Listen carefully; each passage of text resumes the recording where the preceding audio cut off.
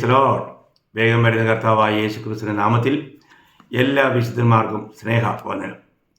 കർത്താവിൻ്റെ വലിയ കൃപയാൽ ഈ പുതുവർഷത്തിൽ വീണ്ടും ഒരിക്കൽ കൂടി നിങ്ങളോടുകൂടെ ഇന്നലെ നമ്മൾ സന്ധിക്കുകയുണ്ടായി.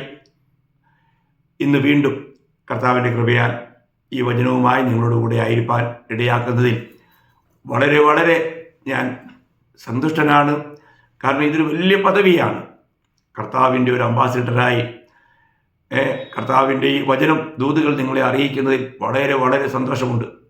അപ്പോൾ കഴിഞ്ഞ ദിവസങ്ങളിൽ നമ്മൾ ചിന്തിച്ചുകൊണ്ടിരുന്നത് ഞാൻ കടക്കാരനാകുന്നു എന്നുള്ളതായിരുന്നു. പൗലോസിൻ്റെ ആ വാക്യത്തിൽ മൂന്നാമത്തെ ആ വാക്യമാണെന്ന് ഞാൻ ചിന്തിക്കാൻ ആഗ്രഹിക്കുന്നത്. താൻ പറഞ്ഞല്ലോ, റോമാലേഖനം 1-ാം അധ്യായം 14, 15, 16 വാക്യങ്ങളാണ് നമ്മൾ ചില ദിവസങ്ങളായിട്ട് ചിന്തിച്ചുകൊണ്ടിരുന്നത്. ഇന്ന് നമ്മളുടെ ഈ ക്ലാസ്സിൻ്റെ 38ാമത്തെ ക്ലാസ്.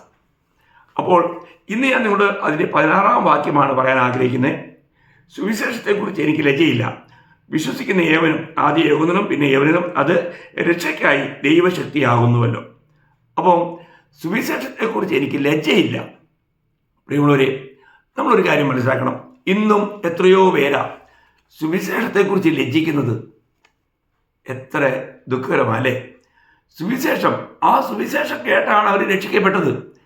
നീ എങ്ങനെ രക്ഷിക്കപ്പെട്ടു എന്ന് പറയാൻ നമ്മൾ മടി കാണിക്കുന്നുവെങ്കിൽ അത് എത്രയോ ദുഃഖകരമായ അവസ്ഥയാണ്. പാപച്ചേറ്റിൽ നിന്നും കർത്താവിൻ്റെ ഈ സുവിശേഷം കേൾക്കുവാനിടയായി, അങ്ങനെ കർത്താവിൽ വിശ്വസിക്കാനിടയായി, കർത്താവായ യേശുക്രിസ്തുവിൻ്റെ നാമത്തിലുള്ള വിശ്വാസത്താൽ നമുക്ക് പാപക്ഷമ ലഭിക്കുവാനിടയായി നാം രക്ഷിക്കപ്പെട്ടു എങ്കിൽ, ദൈവമക്കളെ, നമ്മുടെ ഏറ്റവും വലിയ ദൗത്യമാണ് പാപത്തിൽ പാപികളോട് ഈ രക്ഷാമാർഗം, പാപത്തിൻ്റെ ശിക്ഷയിൽ നിന്നും വിടുവിക്കപ്പെടുന്ന ദൈവത്തിൻ്റെ ശക്തിയാകുന്ന ഈ സുവിശേഷം ദൈവം നമ്മളെ ഫലമേൽപ്പിച്ചിട്ട് നമുക്കത് പറയാൻ കഴിയുന്നില്ല എങ്കിൽ അയ്യോ, അതെത്രയോ കഷ്ടമാണ്. നാം എല്ലാവരും ഒരിക്കൽ ക്രിസ്തുവിൻ്റെ ന്യായാസനത്തിന് മുമ്പിൽ വെളിപ്പെടണം. നമുക്കെല്ലാ കാര്യങ്ങൾക്കും കണക്ക് ബോധിപ്പിക്കേണ്ട ഒരു ദിവസമുണ്ട് എന്ന് തിരുവചനം പറയുന്നത് മറക്കല്ലേ. ഒരിക്കലും മരണവും പിന്നെ ന്യായവിധിയും സകല മനുഷ്യർക്കും ദൈവം നിയമിച്ചിരിക്കുക. ഒരു ന്യായവിധിയുണ്ട്. നമുക്ക് ക്രിസ്തുവിൻ്റെ ന്യായാസനത്തിന് മുന്നിൽ നിൽക്കണം. റോമർ 14:12 വായിക്കുന്നത് നാം ദൈവത്തിന് കണക്ക് ബോധിപ്പിക്കണം. 2 Corinthians 5:10 വായിക്കുന്നത് നാം എല്ലാവരും ക്രിസ്തുവിൻ്റെ ന്യായാസനത്തിന് മുമ്പിൽ നിൽക്കണം. നമ്മൾ ശരീരത്തിലിരിക്കുമ്പോൾ ചെയ്ത് നല്ലതാകിലും തീയതാകിലും അതിന് തക്കവണ്ണം പ്രാപിക്കേണ്ടതിന്. അപ്പോൾ നമ്മൾ മനസ്സിലാക്കുക, ദൈവം നമുക്ക് തന്ന ഈ വലിയ രക്ഷയുടെ സന്തോഷം അത് മറ്റുള്ളവരെ അറിയിക്കുവാൻ നമ്മൾ കടപ്പെട്ടവരല്ലേ പ്രിയമുള്ളവരെ. എന്നാൽ ഇന്നും രക്ഷിക്കപ്പെട്ടെന്ന് പറയുന്ന എത്രയോ പേർ ഈ സുവിശേഷം പറയുവാനായിട്ട് ലജ്ജിക്കുന്നു. അത് കാരണം എന്താണ്? അത് അവരുടെ ദുരഭിമാനമാണ്, അതവരുടെ വ്യർത്ഥ പ്രശംസയാണ്. അതിൻ്റെ ഫലമായിട്ട് അവർക്ക് ലഭിക്കുന്ന അവസരങ്ങൾ അവർ നഷ്ടമാക്കുന്നു. പ്രിയമുള്ളവരെ, നമുക്ക് അതിനെല്ലാം കണക്ക് കൊടുക്കേണ്ട ഒരു ദിവസം വരും. അത് മറക്കാതെ ഞാൻ എന്നെ ഏൽപ്പിച്ച ഈ ദൗത്യം നമ്മൾ അറിയിക്കുന്നില്ല എങ്കിൽ എനിക്ക് കണക്ക് കൊടുക്കണമെന്നുള്ള ഈ സത്യം നമ്മൾ മറക്കരുതേ. പല വിശുദ്ധന്മാരും ഇതെല്ലാം മറന്ന് ജീവിക്കുക പാടില്ല. എത്ര നല്ല അവസരങ്ങൾ ദൈവം നമുക്ക് സുവിശേഷം പറയാനായിട്ട് തന്നിട്ടുണ്ട്. എന്നാൽ നമ്മൾ എന്ത് ചെയ്യുന്നില്ല? നമ്മൾ ഉടനെ തന്നെ ഈ വചനം പറയാനായിട്ട് ഭയപ്പെടുന്നു. അല്ലെങ്കിൽ നമ്മൾ വൃഥാഭിമാനം നമ്മളെ ഭരിക്കുന്നു. നമ്മൾ ചിന്തിക്കണം, നമ്മൾ അത്ര നല്ല അവസരങ്ങൾ നഷ്ടപ്പെടുത്തിയിട്ടുണ്ട് പ്രിയമുള്ളവരെ. ഈ സത്യം പറയുവാനായിട്ട് നമ്മൾ അറയ്ക്കാൻ പാടില്ല, നമ്മൾ ഭയപ്പെടാൻ പാടില്ല, നമ്മൾ ലജ്ജിക്കാൻ പാടില്ല. നമുക്ക് ധൈര്യമായിട്ട് പറയാൻ കഴിയണം. ആരോടും സുവിശേഷം പറയുവാനായിട്ട് നമുക്ക് ധൈര്യം ഉണ്ടാകണം. നീ ഒരു യഥാർത്ഥ ശിഷ്യനായിട്ടുണ്ടെങ്കിൽ ഗുരുവിനെ പോലെ ആകുന്നത് ശിഷ്യന് മതി. അപ്പോൾ യഥാർത്ഥ ശിഷ്യൻ്റെ യോഗ്യത നമുക്കറിയാം. അത് നമ്മൾ ഇതിനു മുൻപ് പലവട്ടം ചിന്തിച്ചിട്ടുള്ളതാണ്. എങ്കിൽ തന്നെയും ഇതിനോടുള്ള ബന്ധത്തിൽ ഓർപ്പിക്കാം. ലൂക്കോസ് 14-ാം അധ്യായം അതിൻ്റെ 26-27 വാക്യം. എൻ്റെ അടുക്കൽ വരികയും അപ്പനെയും അമ്മയെയും ഭാര്യയെയും മക്കളെയും സഹോദരന്മാരെയും സഹോദരിമാരെയും സ്വന്തം ജീവനെയും കൂടെ പയക്കാതിരിക്കുകയും ചെയ്തെന്നവനും എൻ്റെ ശിഷ്യനായിരിക്കാൻ കഴിയുകയില്ല. എന്നിട്ട് 27-ാം വാക്യം, തൻ്റെ ക്രൂശ് എടുത്ത് എൻ്റെ പിന്നാലെ വരാത്തവനും എൻ്റെ ശിഷ്യനായിരിക്കാൻ കഴിയുകയില്ല. അതിൻ്റെ 33-ാം വാക്യം, അങ്ങനെ തന്നെ നിങ്ങളിൽ ആരെങ്കിലും തനിക്കുള്ളതൊക്കെയും വിട്ടുപിരിയുന്നില്ല എങ്കിൽ അവന് എൻ്റെ ശിഷ്യനായിരിക്കാൻ കഴിയുകയില്ല. പ്രിയമുള്ളവരെ, നമുക്ക് യഥാർത്ഥ കർത്താവിൻ്റെ ശിഷ്യനായി ജീവിക്കണമെങ്കിൽ നമുക്ക് എല്ലാറ്റിലും അധികം ഈ കർത്താവിനെ സ്നേഹിക്കുവാൻ നമുക്ക് കഴിയണം. നമ്മൾ ചിന്തിക്കണം, ഞാൻ ഇന്നൊരു യഥാർത്ഥ കർത്താവിൻ്റെ ശിഷ്യനായിട്ടാണോ ജീവിക്കുന്നത്? ഇന്ന് എനിക്ക് ലജ്ജയുണ്ടോ? ഞാനൊരു ശിഷ്യനായി തീർന്നിട്ടുണ്ടെങ്കിൽ ഞാൻ അത് ലജ്ജിക്കാൻ പാടില്ല. നമുക്കറിയാം, മർക്കോസിന്റെ സുവിശേഷം അതിൻ്റെ 8-ാം അധ്യായം 38-ാം വാക്യം വായിക്കുമ്പോൾ അവിടെ കർത്താവ് പറഞ്ഞത്, വ്യഭിചാരവും പാവമുള്ള ഈ തലമുറയിൽ ആരെങ്കിലും എന്നെയും എൻ്റെ വചനങ്ങളെയും കുറിച്ച് നാണിച്ചാൽ അവനെക്കുറിച്ച് മനുഷ്യപുത്രനും തൻ്റെ പിതാവിൻ്റെ തേജസ്സിൽ വിശുദ്ധ ദൂതന്മാരുമായി വരുമ്പോൾ നാണിക്കും. പ്രിയമുള്ളവരെ, നമുക്ക് ലഭിച്ച ഈ വലിയ സത്യം, നമുക്ക് ലഭിച്ച ഈ വലിയ വിടുതൽ, നമുക്ക് ലഭിച്ച ഈ വലിയ മോചനം ഒരു രീതിയിലും മറ്റാർക്കും നൽകാൻ കഴിയാത്ത ഈ വലിയ ദാനം ദൈവം നമുക്ക് തന്നിട്ട് നമ്മൾ ഇന്ന് ലജ്ജിക്കുന്നവരാണോ? അതുപോലെ തന്നെ ലൂക്കോസ് 12-ാം അധ്യായത്തിൽ ലൂക്കോസ് 12-ാം അധ്യായം അതിൻ്റെ 8-9 വാക്യോട് വായിക്കാം. മനുഷ്യരുടെ മുമ്പിൽ ആരെങ്കിലും എന്നെ ഏറ്റുപറഞ്ഞാൽ അവനെ മനുഷ്യപുത്രനും ദൈവദൂതന്മാരുടെ മുൻപാകെ ഏറ്റുപറയും. മനുഷ്യരുടെ മുമ്പിൽ എന്നെ തള്ളിപ്പറയുന്നവനെ ദൈവദൂതന്മാരുടെ മുമ്പിൽ ഞാൻ തള്ളിപ്പറയും. കണ്ടോ? അപ്പോൾ നമ്മൾ ദൈവത്താൽ തള്ളിപ്പറയപ്പെടുന്നവരുടെ കൂട്ടത്തിലാണോ പ്രിയമുള്ളവരെ? ഈ സുവിശേഷത്തിന്റെ സാക്ഷ്യം വഹിക്കാതിരിക്കുന്നത് ഒരു ലഘുവായ തെറ്റാണെന്നാണോ നിങ്ങൾ കണക്ക് കൂട്ടുന്നത്? ഞാൻ കഴിഞ്ഞ ദിവസവും ഓർപ്പിച്ചെന്ന് എനിക്ക് തോന്നുന്നു, നിങ്ങൾ ഈ കഴിഞ്ഞ വർഷം എത്ര പേരോട് സുവിശേഷം പറഞ്ഞു? ഒരു വ്യക്തിയെ രക്ഷിക്കുന്നത് കർത്താവാണ്. എന്നാൽ ഇത് പറയാനുള്ള ആ ഉത്തരവാദിത്വം നമ്മുടേതാ. നമ്മൾ ചെയ്തോ? നമ്മൾ ഓരോ ദിവസവും നമ്മൾ ഇങ്ങനെ ചെലവഴിക്കുക, പക്ഷേ നമ്മൾ നമ്മുടെ ഉത്തരവാദിത്തങ്ങൾ നിർവഹിക്കുന്നില്ലെങ്കിൽ ദൈവത്തിന് എന്ത് ദുഃഖമായിരിക്കും? ഓരോ ദിവസവും നമുക്ക് ലഭിക്കുന്ന ഓരോ വ്യക്തികളോടും സുവിശേഷം പറയുവാൻ നമുക്ക് കടപ്പാടില്ലേ? കാരണം അവർ പാപത്തിൽ ജീവിച്ച് പാപത്തിൽ മരിച്ച് നിത്യാഗ്നിയിലേക്ക് പോകുന്നത് അവർ പാപികളായതുകൊണ്ടല്ല, അവർക്ക് വേണ്ടി ഒരുക്കിയിരിക്കുന്ന രക്ഷയെക്കുറിച്ച് അവർക്ക് അറിവില്ലാത്തത് കൊണ്ടും അത് വിശ്വസിക്കുവാൻ തക്കവണ്ണം അവർക്കത് കേൾക്കാനായിട്ട് അവസരം ലഭിക്കാത്തത് കൊണ്ടാണ്. അപ്പോൾ അതിൻ്റെ ഉത്തരവാദിത്വം പൂർണ്ണമായും ആർക്കാണ്? പൂർണ്ണമായും നമുക്കാ പ്രിയമുള്ളവരെ, പൂർണ്ണമായും നമുക്കാ. നമ്മൾ അവരുടെ സുവിശേഷം പറയേണ്ടതായിരുന്നു. എത്രയോ ഭീകര പ്രവർത്തകർ ഈ സുവിശേഷം കേട്ട് രക്ഷിക്കപ്പെട്ടു. എൻ്റെ ജീവിതത്തിൽ അങ്ങനെ അനേക അനുഭവങ്ങളുണ്ട്. ഞാൻ നിങ്ങളോട് പറയുക, നമ്മളൊരിക്കലും സുവിശേഷത്തിൻ്റെ ഈ ദൗത്യത്തിൽ നിന്നും നമ്മൾ ലജ്ജിച്ച് നാണിച്ച് ഭീരുക്കളായി പിന്മാറരുത് പ്രിയമുള്ളവരെ, പിന്മാറരുത്. ദൈവത്തിൻ്റെ വചനം നമുക്കറിയാം. ഈ വചനം പൗലോസ്ലീഹ തിമോത്തിയോസിനെ പ്രബോധിപ്പിച്ച് എഴുതുമ്പോൾ 2 തിമോത്തിയോസ് 1-ാം അധ്യായത്തിൽ താൻ പറയുന്ന ഒരു കാര്യം, 2 തിമോത്തിയോസ് 1:7 വാക്യം ഞാൻ വായിക്കാം. ഭീരുത്വത്തിൻ്റെ ആത്മാവിനെ അല്ല, ശക്തിയുടെയും സ്നേഹത്തിൻ്റെയും സുബോധത്തിൻ്റെയും ആത്മാവിനെ അത്രേ ദൈവം നമുക്ക് തന്നത്. അതുകൊണ്ട് നമ്മുടെ കർത്താവിൻ്റെ സാക്ഷ്യത്തെയും അവൻ്റെ ബദ്ധനായ എന്നെയും കുറിച്ച് ലജ്ജിക്കാതെ സുവിശേഷത്തിനായി ദൈവശക്തിക്ക് ഒത്തവണ്ണം നീയും എന്നോടുകൂടെ കഷ്ടം സഹിക്കുക. എന്തുമാത്രം കാര്യങ്ങൾ അതിനകത്ത് കടയിരിക്കുന്നത്. ഇപ്പം നമ്മുടെ ഇവിടുത്തെ വിഷയത്തിൽ ഞാൻ നിങ്ങൾ പറയട്ടെ, അവൻ്റെ ബദ്ധനായ എന്നെക്കുറിച്ച് ലജ്ജിക്കാതെ സുവിശേഷത്തിനായി ദൈവശക്തിക്ക് ഒത്തവണ്ണം നീയും എന്നോടുകൂടെ കഷ്ടം സഹിക്കുക. അപ്പോൾ പൗലോസ്ലീഹ വളരെ കഷ്ടത്തിലാണ്. അപ്പോൾ ആ കഷ്ടത്തിലായിരിക്കുന്ന തന്നോടുകൂടെ കഷ്ടം സഹിക്കാനായിട്ട് തൻ്റെ പ്രിയമകനായ തിമോത്തിയോസിനെ പ്രോത്സാഹിപ്പിക്കുക. എങ്ങനെ?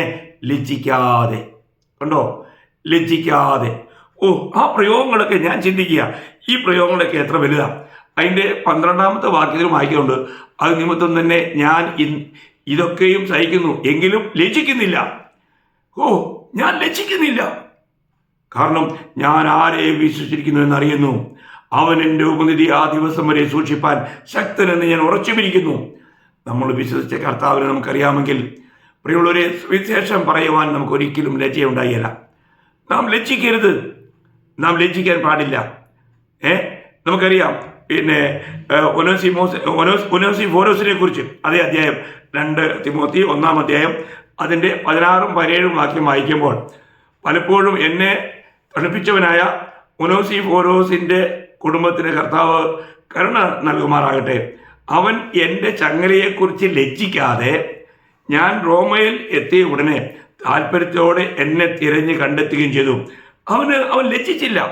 ഒരു കൈദിയെ, ഒരു ഒരു ഒരു എന്താ പറയുന്നേ, ഒരു ബന്ധനസ്ഥനായിരിക്കുന്ന ഒരു ജയിൽ പുള്ളിയെ കാണാൻ പോകാന്ന് പറഞ്ഞാൽ ഒരു ലജ്ജാവിഷയമായ കാര്യമാണ്. കാരണം ജയിലിൽ കിടക്കുന്നവൻ എന്തെങ്കിലും കുറ്റവാളിയാണെന്നുള്ള രീതിയിലാണ്. എന്നാൽ ഇവിടെ ലജ്ജിക്കാതെ ഇവിടെ എന്ത് ചെയ്തു?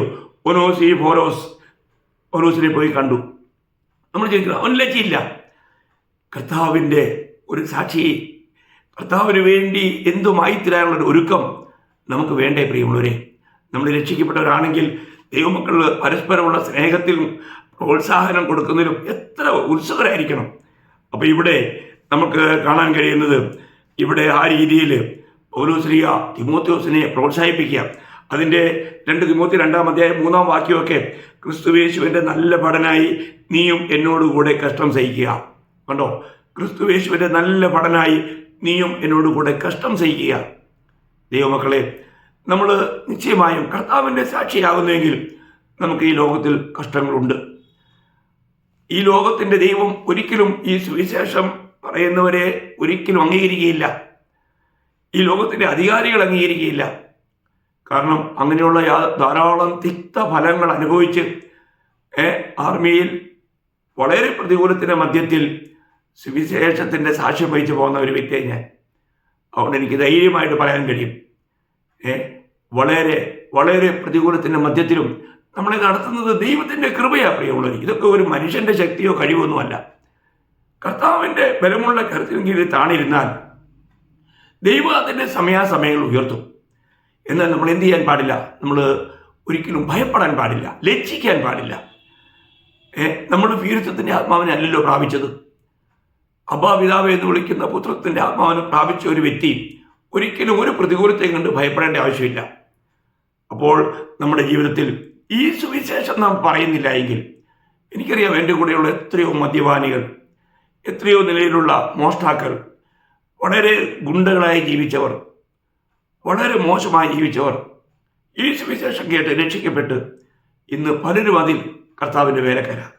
എനിക്കത് പറയുന്നതിൽ വളരെ സന്തോഷമുണ്ട്. അപ്പോൾ നമ്മൾ ഒരു കാര്യം മനസ്സിലാക്കണം. ഞാൻ ഇവിടെ നാസിലെ ആയിരിക്കുമ്പോൾ തന്നെ പല പട്ടാളക്കാരും രക്ഷിക്കപ്പെട്ട് ഇന്ന് ഒരു കർത്താവിൻ്റെ വയലിൽ നല്ല നിലയിൽ പ്രയോജനപ്പെട്ടുകൊണ്ടിരിക്കുക. അപ്പോൾ ഞാനതിൻ്റെയൊക്കെ ഒരു വലിയ ലിസ്റ്റൊന്നും ഇവിടെ വിളമ്പുന്നില്ല. ഇതെല്ലാം കർത്താവ് ചെയ്ത കാര്യങ്ങളാണ്, ഇത് മനുഷ്യൻ്റെ കാര്യങ്ങളല്ലല്ലോ. അപ്പോൾ ഇവിടെ ഒരു കാര്യം നമ്മൾ ചിന്തിക്കണം, മനസ്സിലാക്കണം. ഈ സുവിശേഷം മാത്രമാണ് രക്ഷാമാർഗം. അപ്പോൾ കർത്താവിന് കുറച്ച് മിടുക്കന്മാരെ അല്ല, കർത്താവിന് വേണ്ടി പോഷന്മാരാകുവാൻ മനസ്സുള്ള കുറച്ച് മണ്ടന്മാരെയാണ് കർത്താവിന് ആവശ്യം. അങ്ങനെ കർത്താവിന് വേണ്ടി ഒരു മണ്ടനാകാൻ നീ തയ്യാറാകുമോ? എന്നെ കേൾക്കുന്ന പ്രിയമുള്ളവരോട് ഞാൻ ചോദിക്കുക. ഇന്നെല്ലാവരും മിടുക്കന്മാരെ അന്വേഷിക്കുന്നത്. എന്നാൽ കർത്താവിന് മിടുക്കന്മാരെ വേണ്ട, കർത്താവിന് കുറച്ച് പോഷന്മാരെ മതി. അങ്ങനെ കർത്താവിന് വേണ്ടി ഒരു പോഷനാകുവാൻ എന്നെ കേൾക്കുന്ന നിങ്ങൾക്ക് തയ്യാറുണ്ടോ? നിങ്ങൾ തയ്യാറാകുമോ? അപ്പോൾ ഈ ലോകത്തിൽ അനവധി തത്വജ്ഞാനമുണ്ട്, ഉന്നത ആശയങ്ങളുണ്ട്, മതചിന്തകളുണ്ട്. പക്ഷേ ഇതുകൊണ്ടൊന്നും ഒരു മനുഷ്യൻ്റെയും രക്ഷ നടക്കുകയില്ല. രക്ഷയ്ക്കുള്ള ഏക മാർഗം സുവിശേഷം മാത്രമാണ് പ്രിയമുള്ളവരെ. സുവിശേഷത്തിന് മാത്രമേ മനുഷ്യനെ രക്ഷിക്കാൻ കഴിയൂ, മറ്റൊരീസത്തിനും കഴിയത്തില്ല. അപ്പോൾ അതുകൊണ്ട് നമ്മളെ ഏൽപ്പിച്ചിരിക്കുന്ന ഈ രക്ഷയുടെ ദൂത് അത് എത്ര ഘനമുള്ളതാണ് എന്ന് നമ്മൾ മനസ്സിലാക്കണം. സുവിശേഷം അധമനെ ഉത്തമനാക്കുന്നു. സുവിശേഷം അധമനെ ഉത്തമനാക്കുന്നു. സുവിശേഷം നരഭോജിയെ നരസ്നേഹിയാക്കി മാറ്റുന്നു. എത്ര ഭയങ്കരമല്ലേ! ഒരിക്കൽ ആഫ്രിക്കയിൽ കറങ്ങി നടന്ന ഒരു നായാട്ട് നടത്തിക്കൊണ്ടിരുന്ന ഒരു സായിപ്പ്, ഒരു കറുത്ത മനുഷ്യൻ ഒരു കറുത്ത പാറപ്പുറത്ത് ഒരു കറുത്ത വയലിട്ട ഒരു പുസ്തകം വായിക്കുന്നത് കണ്ട് അവനെ പരിഹസിച്ചു. കാലു, എടാ കറുത്തവനെ, നീ എന്താ ഈ കറുത്ത പുസ്തകം വായിക്കുന്നേ എന്ന് ചോദിച്ച് കളിയാക്കി. അപ്പോൾ ആ നിഗ്രോ, ആ ആഫ്രിക്കക്കാരൻ അദ്ദേഹത്തെ സൗമ്യനായി വിളിച്ചിട്ട് പറഞ്ഞു, സാർ വന്നേ, സാറിനോട് ഞാൻ കൂട്ടം പറയാം. വിളിച്ചുകൊണ്ട് പോയി അവിടെ അടുത്ത് തന്നെയുള്ള വലിയൊരു കുഴി കാണിച്ചു. അതിൽ തലയോട്ടികളും അസ്ഥികൂടങ്ങളും കിടപ്പുണ്ട്. എന്നിട്ട് പറഞ്ഞു, സാറേ, സാറിനെ പോലെ ഇവിടെ നായാടാൻ വന്നിരിക്കുന്ന അനേക സായിപ്പന്മാരെ പിടിച്ച് ഞങ്ങൾ അവിടെ അടുത്ത് അടുപ്പുണ്ട്. ആ കലവും അടുപ്പും കാണിച്ചിട്ട് പറഞ്ഞു, നിങ്ങളെ പോലെയുള്ള വെള്ളക്കാരെ ഞങ്ങൾ പിടിച്ചു കൊന്ന് തിന്നവരുടെ അസ്ഥികൂടങ്ങളും തലയോട്ടിയുമായി കിടക്കുന്നേ. ഈ കറുത്ത പുസ്തകത്തിൻ്റെ വെളുത്ത സത്യം ഞങ്ങളുടെ ഹൃദയത്തിൽ, ഞങ്ങളുടെ ജീവിതത്തിൽ പ്രാവർത്തികമായില്ലായിരുന്നുവെങ്കിൽ ഇന്നത്തെ ദിവസം അതേ കലത്തിൽ നിന്റെ മാംസം ഞങ്ങൾ വേവിച്ച് തിന്നുമായിരുന്നു. ഇത് കേട്ടപ്പോൾ അദ്ദേഹം ഭയപ്പെട്ടു പോയി. അദ്ദേഹത്തിന് മനസ്സിലായി സുവിശേഷത്തിൻ്റെ ശക്തി എത്ര വലുതാണെന്ന്. പ്രിയമുള്ളവരെ, നരഭോജികളെ നരസ്നേഹികളാക്കി മാറ്റുന്നതാണ് സുവിശേഷമെന്ന് നമ്മൾ മറക്കരുത്. അപരിഷ്കൃതനെ പരിഷ്കൃതനാക്കുന്നതാണ് സുവിശേഷം. കഠിനഹൃദയനെ മൃദുഹൃദയനാക്കുന്നതാണ് സുവിശേഷം. വൈരിയെ മിത്രമാക്കുന്നതാണ് സുവിശേഷം. നരകാവകാശിയെ, നരകത്തിൻ്റെ അവകാശിയെ സ്വർഗത്തിൻ്റെ അവകാശിയാക്കി മാറ്റുന്നതാണ് സുവിശേഷം. ചിന്തിക്കുക, നമ്മളെല്ലാവരും നരകത്തിൻ്റെ അവകാശികളല്ലായിരുന്നോ? എന്നാൽ ഇപ്പോൾ നമ്മെ ഈ സുവിശേഷം സ്വർഗത്തിൻ്റെ അവകാശമാക്കി മാറ്റിയില്ലേ? ചിന്തിക്കൂ പ്രിയമുള്ളവരെ. ഒരു പാപിയെ വിശുദ്ധനാക്കി മാറ്റുന്നതാണ് സുവിശേഷം. നോക്കണം, ഒരു പാപിയെ വിശുദ്ധനാക്കി മാറ്റുന്നതാണ് സുവിശേഷം. സുവിശേഷത്തിൻ്റെ കടുത്ത എതിരിയെ സുവിശേഷത്തിൻ്റെ കടുത്ത പോരാളിയാക്കി മാറ്റുന്നതാണ് സുവിശേഷം. അല്ലേ? പൗലോസിനെ പോലെയുള്ള കടുത്ത വിരോധിയെ സുവിശേഷത്തിൻ്റെ കടുത്ത സ്നേഹിതനാക്കി മാറ്റിയത് ആരാ? സുവിശേഷമാ. മറ്റൊരു സന്ദേശത്തിനും മനുഷ്യന്റെ മേൽ ഇത്രയധികം സ്വാധീനം ചെലുത്തുവാൻ കഴിഞ്ഞിട്ടില്ല, കഴിയുകയുമില്ല. അതല്ലേ സത്യം പ്രിയമുള്ളവരെ. അതുകൊണ്ട് ഈ സുവിശേഷത്തിൻ്റെ സാക്ഷിയാകുക എന്നുള്ളത് എത്ര വലിയ കാര്യമാണ് പ്രിയമുള്ളവരെ. ഈ സുവിശേഷം അറിയിക്കുക എന്നുള്ളത് എത്ര ഭാഗ്യകരമായ ഒരവസ്ഥയാണ്. ഞാൻ പറയട്ടെ, ഇത് പറയുന്നതിൽ നാം ലജ്ജിക്കാൻ പാടില്ല. ഇത് പറയുന്നതിൽ നമ്മൾ അധൈര്യപ്പെടാൻ പാടില്ല. പൗലോസിൻ്റെ 1-2 തീരുമാനങ്ങളുടെ ഞാൻ നിങ്ങളോട് പറയട്ടെ.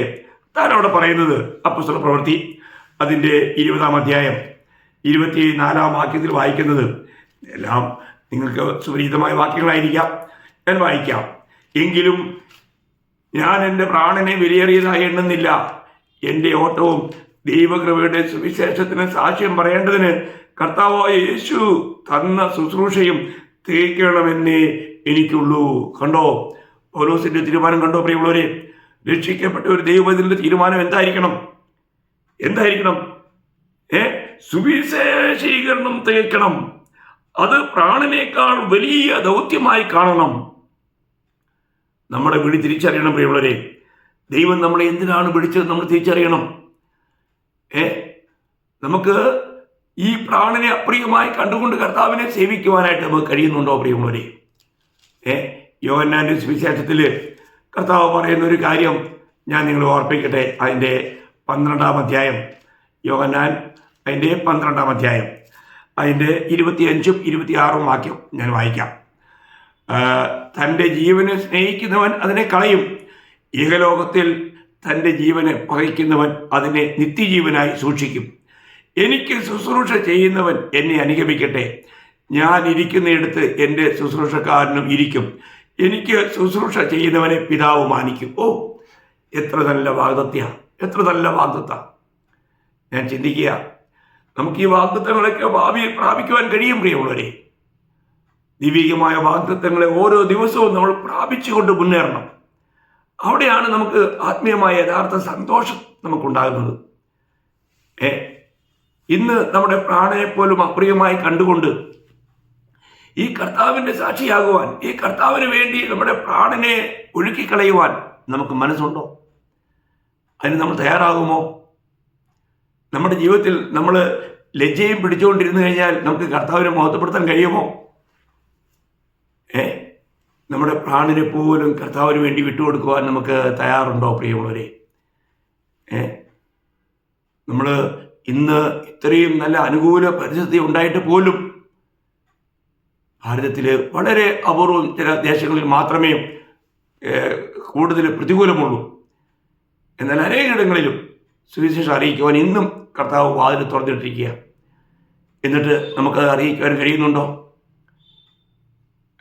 ഈ രക്ഷിക്കപ്പെടുന്നവർക്ക് ദൈവശക്തിയാകുന്ന ദൈവത്തിൻ്റെ ഈ സത്യസുവിശേഷം ദൈവം നമ്മളെ പരമേൽപ്പിച്ചിട്ട് അത് നമുക്ക് മറ്റുള്ളവരിലേക്ക് എത്തിക്കുവാനായിട്ട് കഴിയുന്നുണ്ടോ?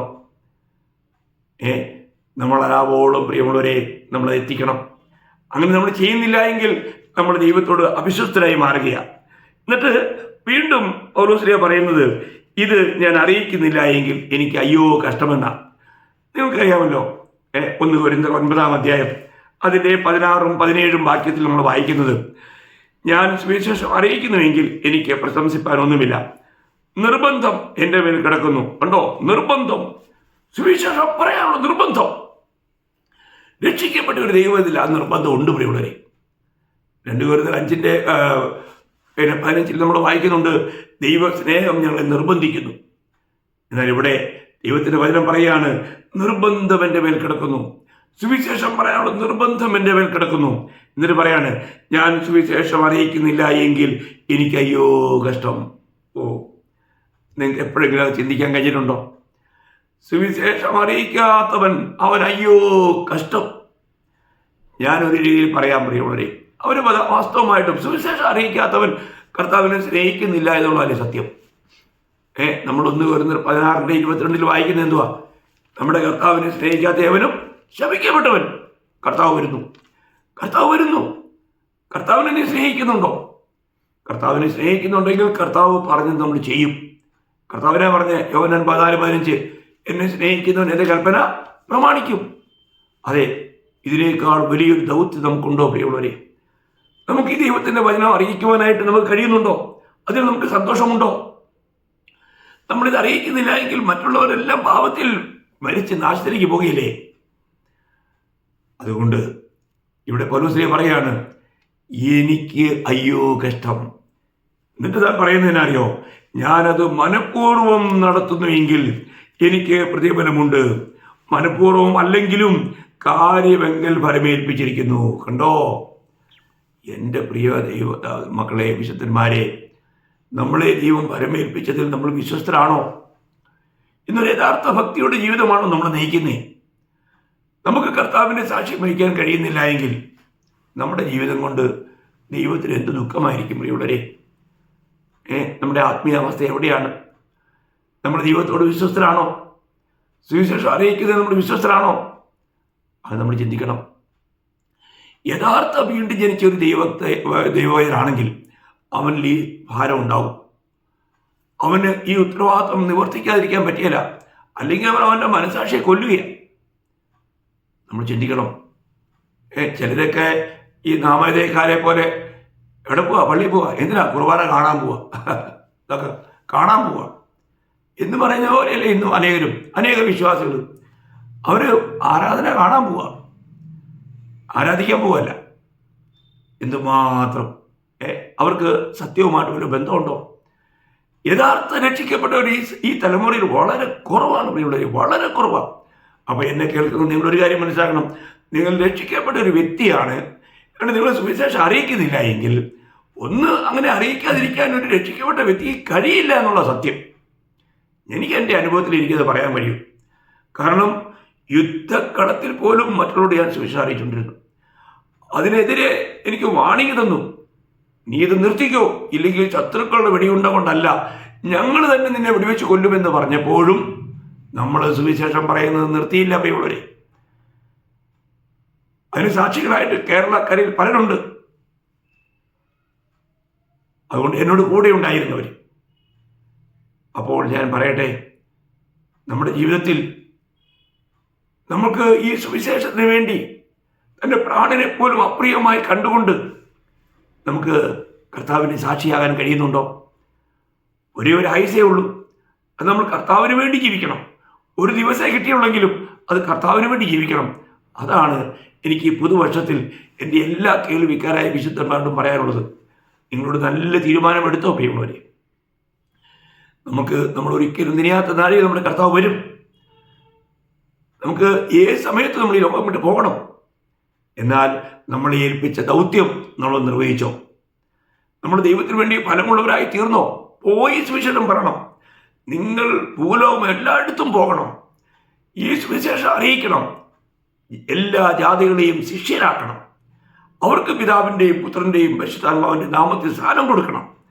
അവരെ കർത്താവ് പഠിപ്പിച്ചതെല്ലാം ജീവിതത്തിൽ അന്വർത്ഥമാക്കുവാനായിട്ട് അവരെ പഠിപ്പിക്കണം.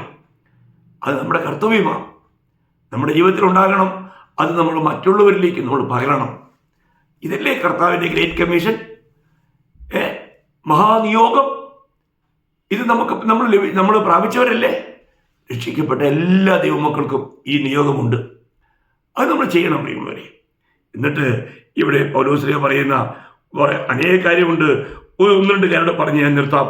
2 കൊരിന്ത്യർ 11-ാം അധ്യായം അതിൻ്റെ 7-ാം വാക്യത്തിൽ, 2 കൊരിന്ത്യർ അതിൻ്റെ 11-ാം അധ്യായം അതിൻ്റെ 7-ാം വാക്യം. അല്ലെങ്കിൽ ഞാൻ ദൈവത്തിൻ്റെ സുവിശേഷം നിങ്ങൾക്ക് സൗജന്യമായി പ്രസംഗിച്ചുകൊണ്ട് നിങ്ങൾ ഉയരേണ്ടതിന് എന്നെ തന്നെ താഴ്ത്തുകയാൽ പാപം ചെയ്തുവോ? ഉണ്ടോ? ശ്രദ്ധിക്കണം. നിങ്ങൾ ഉയരേണ്ടതിന് എന്നെ തന്നെ താഴ്ത്തുകയാൽ ഞാൻ പാപം ചെയ്തോ? നോക്കുക, ഞാൻ ദൈവത്തിൻ്റെ സുവിശേഷം നിങ്ങൾക്ക് സൗജന്യമായി പ്രസംഗിച്ചുകൊണ്ട്. നോക്കണം പ്രിയമുള്ളവരെ, നമ്മൾ സുവിശേഷം പ്രസംഗിക്കുന്നത് സൗജന്യമായി ലഭിച്ചു, അത് സൗജന്യമായി കൊടുക്കണം. എന്നാൽ ഇവിടെ എന്താണ് നമ്മൾ കാണുന്നത്? സുവിശേഷത്താൽ നിങ്ങൾ ഉയരുവാൻ വേണ്ടി ഞാൻ താഴുവാൻ തയ്യാറാണ്. നിങ്ങളതിന് തയ്യാറാണോ? സ്വയത്തെ താഴ്ത്തുവാൻ നമ്മൾ തയ്യാറാണോ? അതോ ഞാൻ വലിയ പുള്ളിയാണെന്ന് പറഞ്ഞ് നടക്കുകയാണോ? ഈ വലിയ പുള്ളിയാണെന്ന് നടക്കുന്നവർക്കാണ് സുവിശേഷം പറയാനായിട്ട് വലിയ ബുദ്ധിമുട്ട്. ദൈവമക്കളെ, നമ്മളെ ഏൽപ്പിച്ച കാര്യങ്ങൾ നമുക്ക് സുവിശേഷത്തിന് വേണ്ടി നമുക്ക് എത്രമാത്രം താഴേണ്ടി വരുന്നോ താഴുവാൻ നമ്മൾ തയ്യാറാകണം. ഒരു വാക്കുകൂടെ ഞാൻ വായിപ്പിക്കട്ടെ. ഗലാത്യർ ലേഖനം 4-ാം അധ്യായം അതിൻ്റെ 13-ാം വാക്യമാണ്. ഗലാത്യർ 4:13. ഞാൻ ശരീരത്തിലെ ബലഹീനത നിമിത്തം ഒന്നാമത് നിങ്ങളോട് സുവിശേഷം അറിയിപ്പാൻ സംഗതി വന്നു എന്ന് നിങ്ങൾ അറിയുന്നുവല്ലോ. ഉണ്ടോ? എന്തൊരു വാക്യമാണ്! എന്ന് പറഞ്ഞാൽ ശരീരത്തിൻ്റെ ബലഹീനത പോലും സുവിശേഷം അറിയിപ്പാൻ തടസ്സമല്ല പ്രിയമുള്ളവരെ, തടസ്സമല്ല. നമ്മളൊരു കാര്യം മനസ്സിലാക്കണം. നമ്മുടെ ശരീരത്തിൽ എന്തെല്ലാം പ്രയാസമുണ്ടെങ്കിലും സുവിശേഷം അറിയിക്കാൻ ഇതൊന്നും ഒരു തടസ്സമല്ല. ഞാനിത് പറയുമ്പോൾ ഞാൻ സ്വയം വളരെ പ്രയാസത്തിലും കഷ്ടത്തിലൂടെ കടന്നു പോവുക. എന്നെ കണ്ടാൽ നിങ്ങൾക്ക് തോന്നുന്നു ഞാൻ എപ്പോഴും തൃപ്തനാണ് കർത്താവിനെ അറിയിക്കുന്നതിൽ. ഞാനിപ്പോൾ ഏകദേശം 2 വർഷത്തിൽ കൂടുതലായിട്ട് എൻ്റെ കാല് ഇരുമ്പ് പോലെ ഇരിക്കുന്നത്, ബ്ലഡ് സർക്കുലേഷൻ നിന്നിട്ട് വളരെ ഭയങ്കരമായ വേദനയും ബുദ്ധിമുട്ടുമുണ്ട്. അധികം നേരം നിന്ന് സംസാരിക്കാൻ പറ്റിയില്ല. കൂടുതൽ സ്ഥലത്തോട് കിടക്കാനായിട്ട് പ്രയാസമുണ്ട്. എന്നാൽ അതിൻ്റെ എല്ലാം മധ്യത്തിലും ഈ കഴിഞ്ഞ ഡിസംബർ 25-ാം തീയതിയും പരസ്യയോഗം 3 സ്ഥലത്ത് നടത്തിയത്. എത്ര മണിക്കൂർ നിന്ന് കാണുമെന്ന് നിങ്ങൾ തന്നെ വിചാരിക്കും. കർത്താവിൻ്റെ കൃപ പ്രിയമുള്ളവരെ, നമ്മുടെ കഴിവൊന്നുമല്ല. നമ്മളല്ല ജീവിക്കുന്നത്, കർത്താവല്ലേ ജീവിക്കുന്നത്. എന്നെ ശക്തനാക്കുന്നതിന് മുഖാന്തരം ഞാൻ സകലത്തിലും മതിയാകുന്നു എന്ന് പൗലോസ്ലീഹ പറഞ്ഞതൊക്കെ വെറുതെയാണോ? അത് നമ്മുടെ ജീവിതത്തിലും അന്വർത്ഥമാക്കണം. നമ്മൾ ഈ തലമുറയിൽ യഥാർത്ഥമായ കർത്താവിന് വേണ്ടി വീറോടെ നിൽക്കുവാൻ, ധൈര്യമായി നിൽക്കുവാൻ നമുക്ക് കഴിയണം. അതുകൊണ്ട് ദൈവമക്കളെ, ഞാൻ നിങ്ങളോട് ചോദിക്കട്ടെ, ഈ പുതുവർഷത്തിൽ നിങ്ങളൊരു നല്ല തീരുമാനം എടുക്കുമോ? ഞാനൊരു ദിവസം ഒരു വ്യക്തിയോട് സുവിശേഷം പറയാതെ എൻ്റെ കിടക്കയിലേക്ക് പോകുകയില്ല എന്നൊരു തീരുമാനം എടുക്കാൻ നിങ്ങൾക്ക് കഴിയുമോ? ഒരു വ്യക്തി എന്ന് ഞാൻ പറഞ്ഞുകൊണ്ട് ഒരു വ്യക്തിയോട് മാത്രമായി ചുരുക്കരുതേ. 100 കണക്കിന് ജനങ്ങളോട് പറയൂ. ഇനിയും അധികം സമയമില്ല. നമ്മുടെ കർത്താവ് ഏത് ക്ഷണത്തിലും വരാം. കർത്താവിൻ്റെ വരവ് ഏറ്റവും അടുത്തിരിക്കുന്നു എന്ന് ലോക സംഭവങ്ങളെല്ലാം നമ്മളോട് ശക്തമായി വിളിച്ചറിയിക്കുമ്പോൾ നമ്മൾ ജാഗരൂകരാകണ്ടേ? നമ്മളിത് പങ്കുവെക്കണ്ടേ? അതോ ഇന്നും നമ്മൾ ലജ്ജിച്ചുകൊണ്ട്, ഭീരുക്കളായിക്കൊണ്ട്, അല്ലെങ്കിൽ നമ്മുടെ അഭിമാനത്തിന് ക്ഷതം വരുമെന്നുള്ള ചിന്താഗതികൾ നമ്മളെ ഭരിച്ചിട്ട് നമ്മൾ സുവിശേഷം അറിയിക്കാതിരിക്കുകയാണോ? എല്ലാ ദൈവമക്കളോടും ഞാൻ ചോദിക്കട്ടെ, നിങ്ങളൊന്ന് ഉണരുമോ? ദൈവഹിതത്തിന് വേണ്ടി ഏൽപ്പിച്ചു കൊടുക്കുമോ? ഈ പുതുവർഷം ധാരാളം ആത്മാക്കളെ നേടുവാൻ, ധാരാളം പേരിലേക്ക് ഈ സുവിശേഷം എത്തിക്കുവാൻ, കർത്താവിൻ്റെ കരങ്ങളിൽ ഉപയോഗമുള്ള ഒരു പാത്രമായി തീരുവാൻ നിങ്ങൾ ആഗ്രഹിക്കുന്നുണ്ടോ? ഒന്ന് ശരിയായിട്ട് സമർപ്പിക്കുമോ?